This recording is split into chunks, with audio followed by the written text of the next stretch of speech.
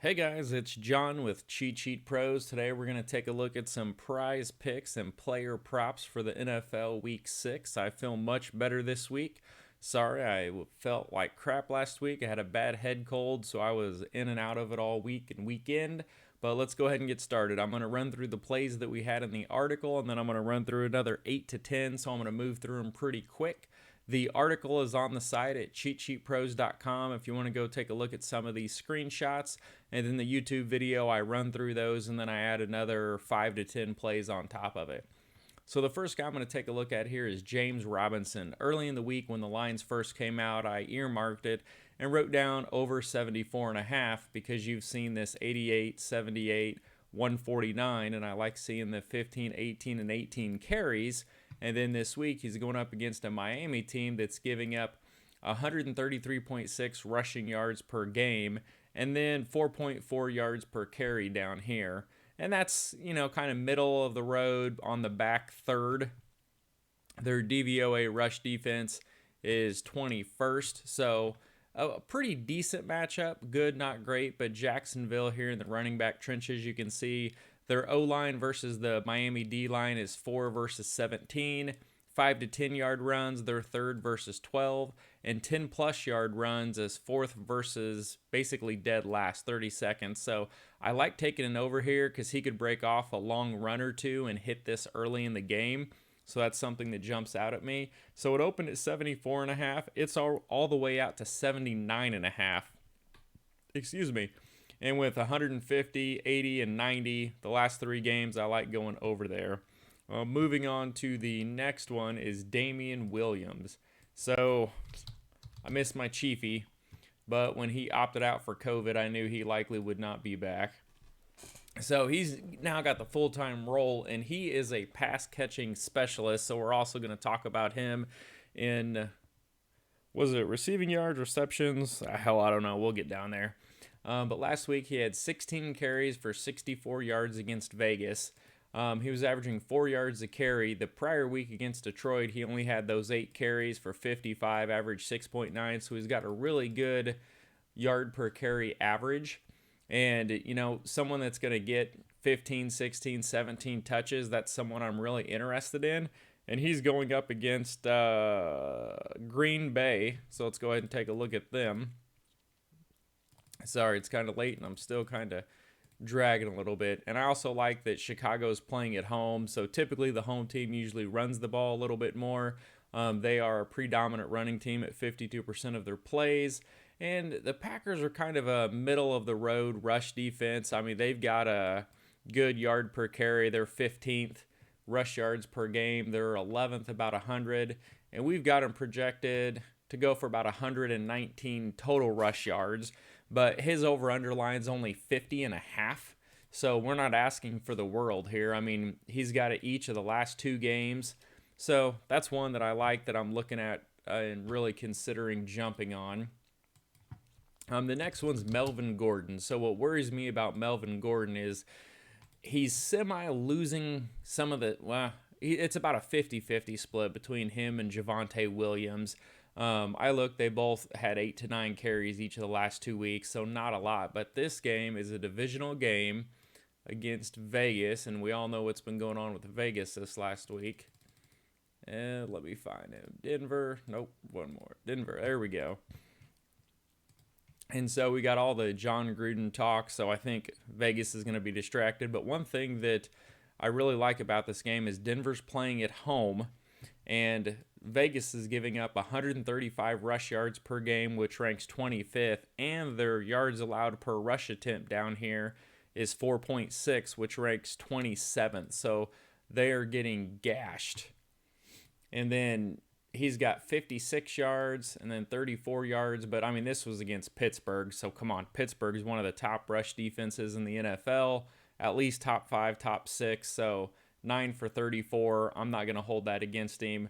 Against Baltimore, he put up 56, and then he had 60 against the Jets, and then kind of up and down from there. But Vegas is a very poor run D team, So hopefully he can get a few more carries, because this is a game I think Denver's going to be able to win, slow the clock, run the ball, and they're going to have success on the ground.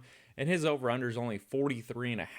So if you throw this game out against Pittsburgh, 56 and 60, and he's only got to get the 43 against a bad rush D, that's one I'll take a look at. I don't mind it.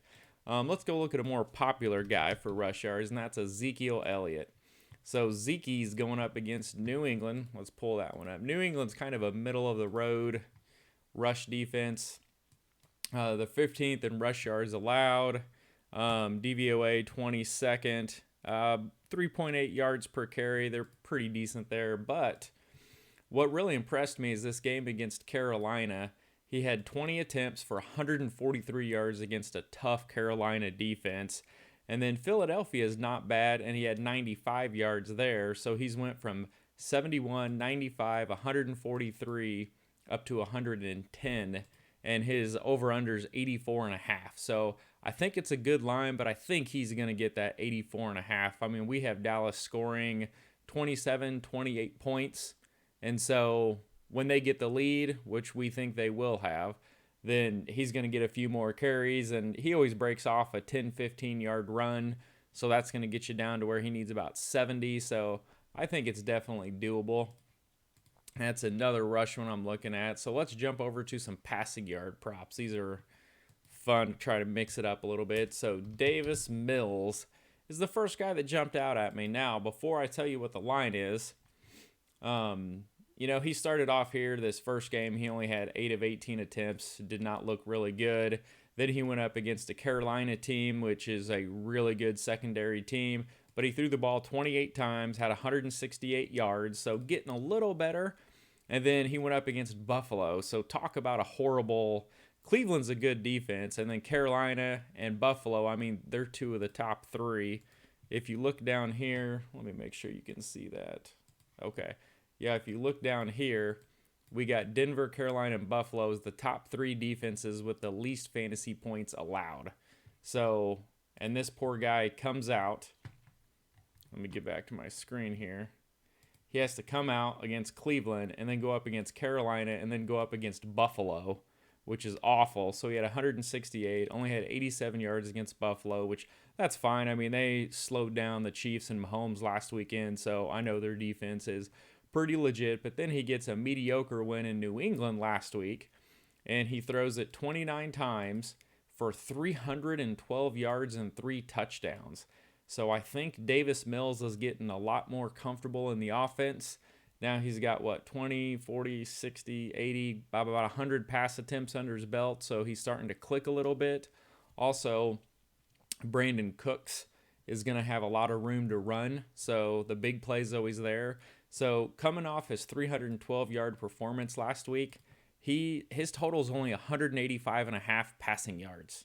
So I was kind of shocked. So he's playing Indy, so let's go take a look at that, and it's at Indy. And so Indy's kind of, middle of the road. They're 20th in pass yards allowed per game at 260. Passing defense, DVOA, they're 30th. I mean, I think over the 185.5, I think that's a fun one because, I mean, if he gets anywhere in the 250s, you're going to cruise over that and you're going to go over it early. Then you can start looking at your other ones.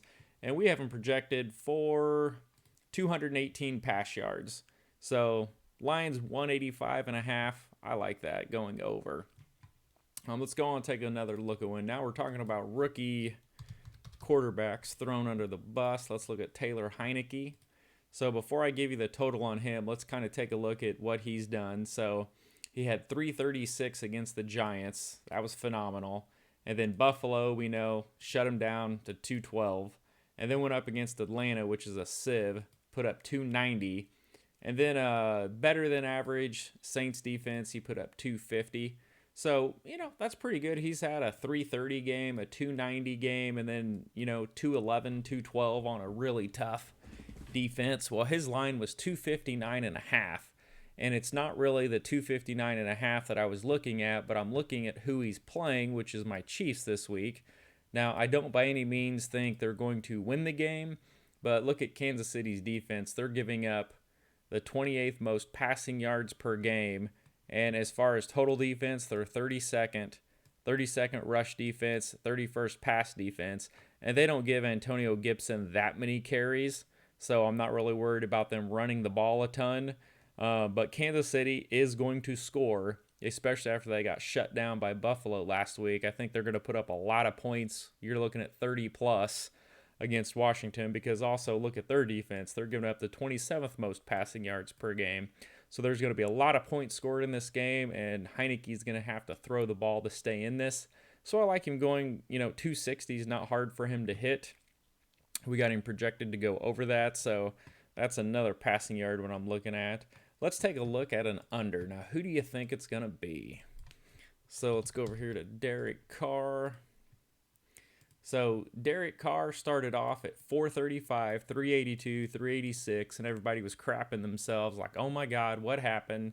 And then all this stuff happened, and then he kind of went downhill. He had 196 against the Chargers, which Chargers are a really solid defense, so they did well against him. Baltimore and Miami's not that great. Pittsburgh's good, so that 382 was pretty impressive, but then he fell down to 196. And that was with a 50-yard long catch. So he actually threw for about 150. And then he only had 206 against Chicago last week. And now he's going up against Denver at Denver, which is a divisional game against one of the most elite secondaries in the NFL. So let me scroll down and find Denver. Where are you at? Okay. So Denver's defense is ridiculous. They're allowing the 6th least rushing yards per game and the 6th least passing yards per game at only 207. So they have a really good pass defense, so to speak. And with Derek Carr having 2 games, sub 196, 206, Denver's allowing 207. I was curious to see what his total was. I figured it would probably come in about 240. And it came in, well, actually right now on the 13th at 10 p.m., it's 265.5. So, yeah, he could go over that. But against Denver in a divisional game on the road, I think Denver's going to be able to run the ball, slow the clock, slow the game. I don't think he's going over the 265.5. So he's an under I'm looking at for passing yards.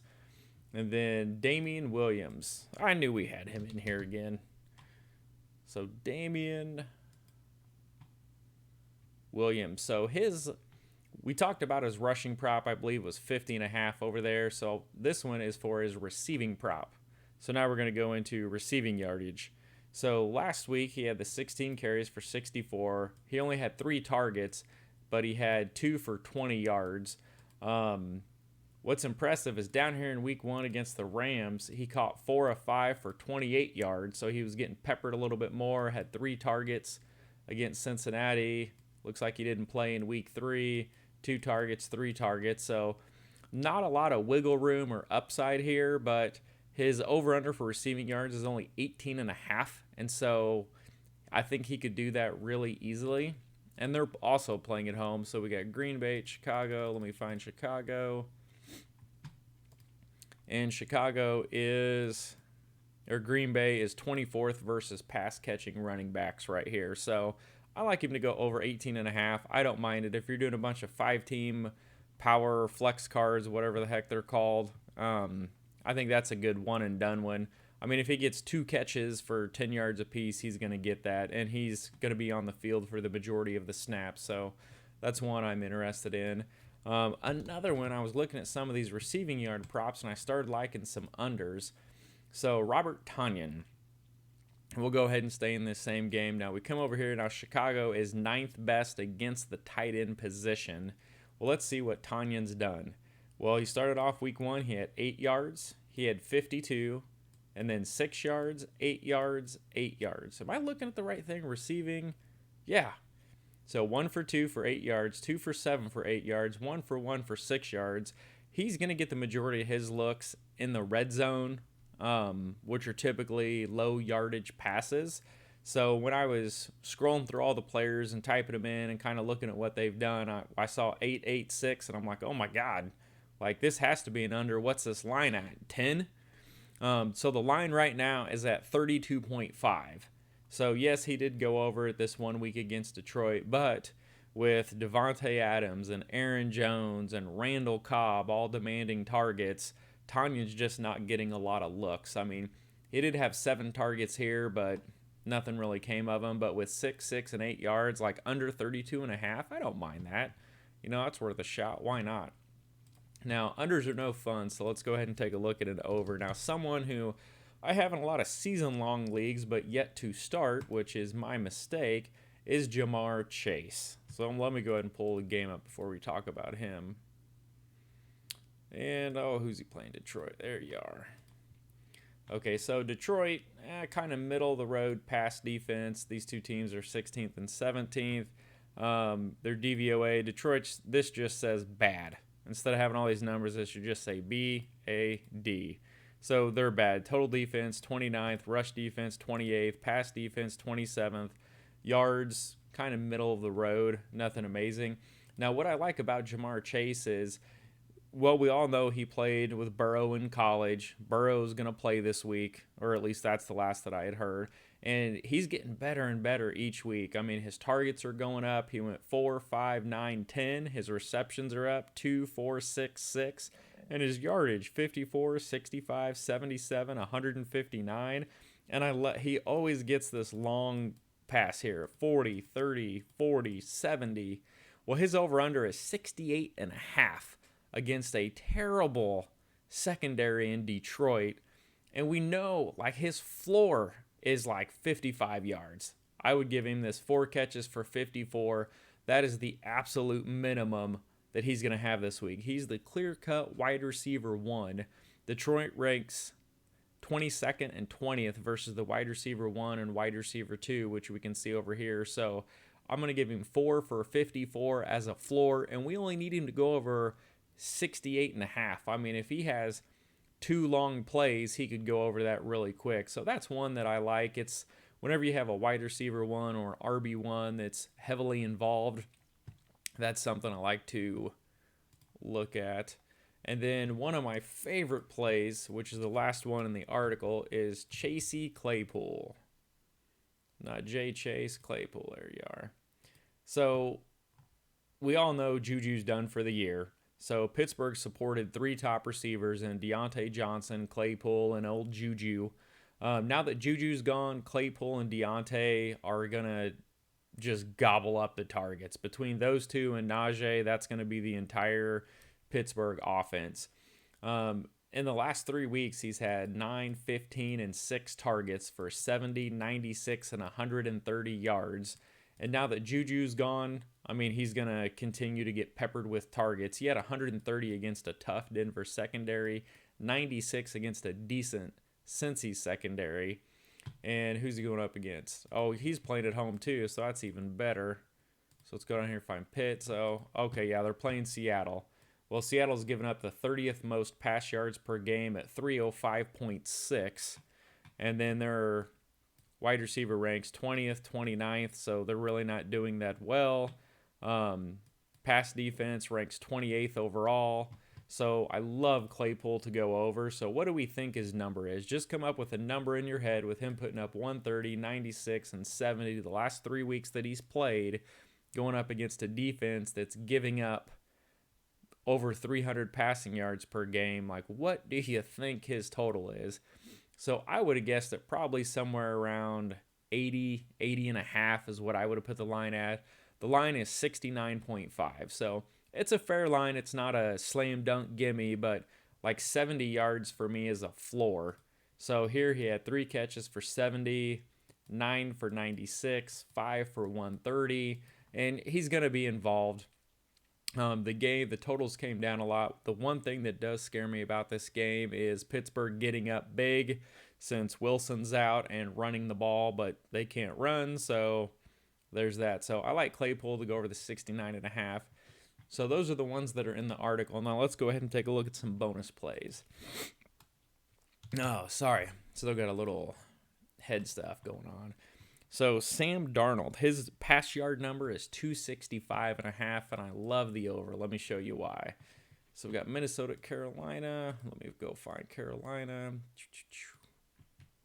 See, you even get sound effects. just like that. All right, so his number is 265.5 for his passing yards, and I love his over. So this game here against Philadelphia, so I think it was Slay that was all over DJ Moore. So DJ Moore is the clear wide receiver one. He takes all the air yards. He's peppered with targets. When he throws to CMC and DJ Moore, he has monster games. It's a 50-50 shot. CMC comes back this week, but even if he don't, there's no Darius Slay that's covering DJ Moore. Slay picked off 2 passes that were for Moore last week, and so that just threw Darnold in a spiral. So he ended up with only 177 yards through 3 picks. It was a brutal game for him. Well, the good thing is Minnesota does not have any shutdown corners, and Minnesota has kind of a mediocre pass defense. They've been giving up a chunk of yards. But prior to that game where Slay was all over DJ Moore, he had 301, 304, 305, 279, and his line is at 265. So I like him to go over. Playing at home. Wow, we got a lot of home guys we like. That's good. Maybe I'll just do a home card.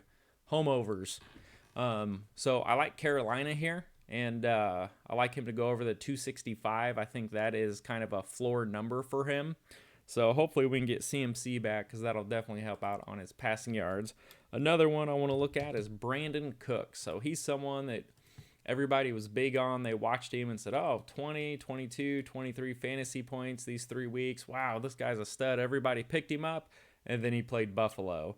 And he ended up with 47 yards, which I figured Tre'Davious White was going to shut him down. He was not going to do very well. But then against New England last week, even though What's-His-Face had a decent game, he only had 23 yards.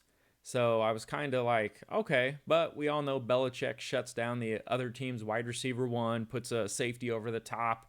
They really can't do much. So I'm going to say he just faced 2 rough defenses here, and this week he gets back on track against a mediocre Indiana secondary. Well, we saw what Indiana did when they just imploded last week. So Cooks' number is 66.5 yards. And so I'm looking more at these first 3 games where he had 132, 78, and 112 with 7, 14, and 11 targets. And I'm just going to wipe these last 2 games off and go back and say, okay, this is who Brandon Cooks is. These were just bad matchups for him. And we already know that, we like the quarterback. We think he's going to do decent and put up some yards. So I like Cooks to go over 66.5. Now, if you take the QB passing yards over, you've got to take Cook yards over on the same card. Otherwise, I just don't think you're getting the equity that you deserve. Another one is Terry McLaurin. So if we're going to roll with the QB, might as well pair up a receiver. So McLaurin went up against the Saints, and who was it? Lattimore? Shadowed him, shut him down. He did have 11 targets, but 4 for 46. We kind of saw that one coming, no big deal. But prior to that, he put up 123 on 13 targets in Atlanta. Again, got a lot of Tre'Davious White, but still managed 7 targets, 62 yards at Buffalo. But then back to the Giants, 14 targets, 107 yards. And then the week 1, so long we won't look ago. So if we get rid of the shadow coverage here on Lattimore, the Tre'Davious White here in Buffalo, and we look at the Giants, he was at 107. And then Atlanta, 123. And he's going up against a Civ in Kansas City who has no one that can cover Terry McLaurin. And his over-under is only 77.5. So I like that. Anything less than 80, I'm probably going to play. And I'm going to load up games and take both sides and just hope for shootouts. That's one of the strategies I'm doing on these 4- and 5-man prize cards. Another one is DJ Moore. So typically last week, so I think it was Darius Slay shadowed him. He hadn't really shadowed that many people this year, but he was all over DJ Moore the entire game and completely shut him down, and that's why they end up doing what they did in that game. So if you throw this game out and look at the prior games, look, he had 8 out of 12, 8 out of 12, 8 out of 11. I mean, this is just elite production. And then 79, 126, and 113 yards. Well, I don't think Minnesota has anyone that can shut him down. So if you do Darnold yards over, you got to take DJ Moore yards over because they go hand in hand. If DJ Moore has 126 and 113 yards, Darnold is likely going to have a couple of big games as well. So put them together. Another bonus one I got for you is Sutton.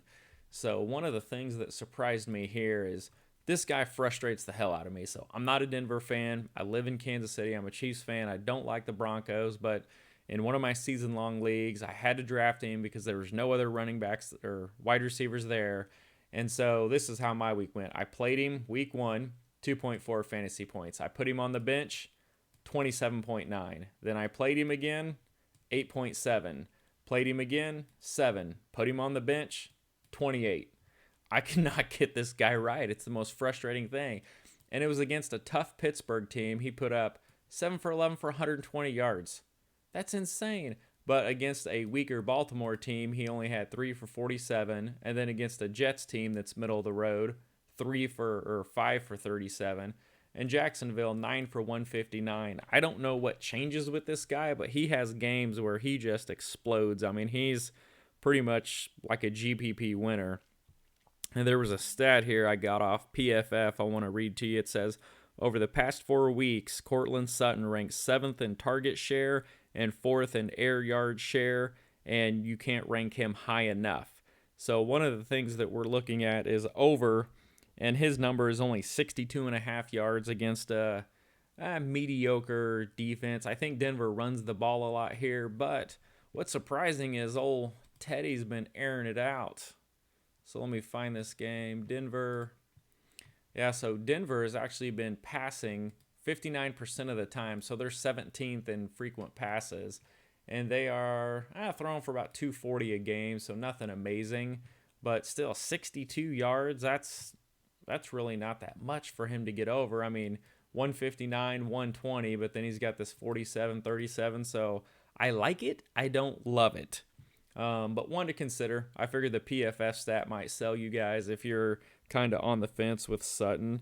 I think that's all the ones that I had. Another one I looked at, Devonta Smith with 69.5 receiving yards. Going up, I was staying away from the Thursday games because I don't know when I'll get this posted. So if you are playing the Thursday, Brady over 1.5 rush yards is always fun. I mean, he is a very mobile quarterback, as you can tell. But he has 13, 3, 4, and 6 rush yards the last 4 games, and his number's 1.5. So that's kind of a fun one to see him just kind of fall forward. What could get you is the kneel downs at the end of the game if they get up and they're running the clock. Devonta Smith is also, I like his receiving yards. It was 69.5 when I wrote this down on Tuesday, and today is Wednesday. Well, I guess that was just yesterday. And he's got 77, 122 the last 2 games. So he's really kind of coming on and doing a little bit more. And Tampa Bay's secondary is not that well. Some of the other notable ones I looked at were Antonio Brown, Cooper Kupp, and then Tannehill pass yards under against Buffalo. Let's look at that one real quick. Then we'll wrap this video up. So, and then we can get on to doing the sports betting one. So Tannehill's number, where did that thing go, is 240.5. So I like going under there. He's got 197. He blew up against the Jets for almost 300. 197 again. 212 here. He put up 347 against a really bad Seattle team. And then he had a good game against the Jets. But the other 3 games, I mean, 197, 197, 212. His number's 240.5. And he's going up against Buffalo, which is just a ridiculous thing. One thing that does worry me is he is at home. I don't know the status of Julio Jones and A.J. Brown, but Julio's been out and A.J. Brown hasn't been able to do anything. And look at this, Buffalo's defense, 1-1-1. They allow 78 rush yards per game and 173 pass yards per game. But we're projecting Tennessee to run for about 130 total and pass for about 150, 160. So that'll be above their averages, but kind of above the middle road, but not really at that level. But again, it's Buffalo, so I like going under there if you want a little extra bonus play. Anyways, if you guys use our referral code for Prize Picks and you don't have an account, you guys know the drill, then I will give you 2 free months of cheat sheets. And our code is on the article here. I don't know why it's this, but it's PR-VUCTJ07. Makes absolutely no sense to me. And I got a link in the article if you do want to sign up. Thank you for the ones who have. And other than that, good luck, guys. We'll see you in the next video.